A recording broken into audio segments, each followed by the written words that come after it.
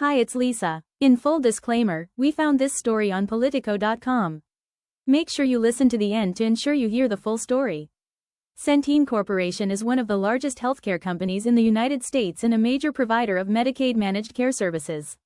In Florida, Centene operates health plans that serve more than 1 million Medicaid recipients through contracts with the state's Medicaid program. Because of its large role in Florida Medicaid, the company works closely with the state's Florida Agency for Healthcare Administration, AHCA, which oversees Medicaid services. The connection between Centene and Ron DeSantis became a major political issue after a 2024 settlement involving the company.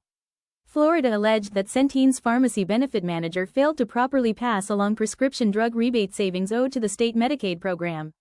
To resolve the dispute, Centene agreed to pay a $67 million settlement to Florida.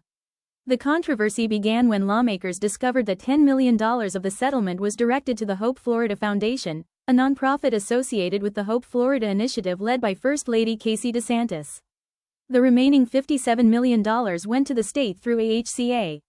Critics questioned why the entire settlement was not deposited into state accounts and whether the transfer complied with Florida law. Governor DeSantis has consistently defended the settlement. His administration argues that the $10 million donation was separate from the Medicaid settlement amount and represented an additional voluntary contribution by Centene. DeSantis described the donation as a bonus beyond what the state recovered from the company and maintained that the transaction was legal and appropriate. Opponents, including some Republican lawmakers in Florida, have challenged that explanation. State Representative Alex Andrade and others argued that the money originated from a Medicaid-related settlement and should have been returned to the state treasury or appropriated by the legislature. They questioned whether state officials had authority to direct funds to a private nonprofit organization.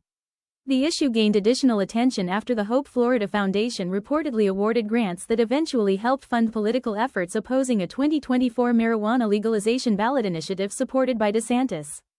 Critics claimed the movement of funds raised concerns about transparency and accountability. As a result, legislative inquiries, audits, grand jury proceedings, and criminal investigations were launched.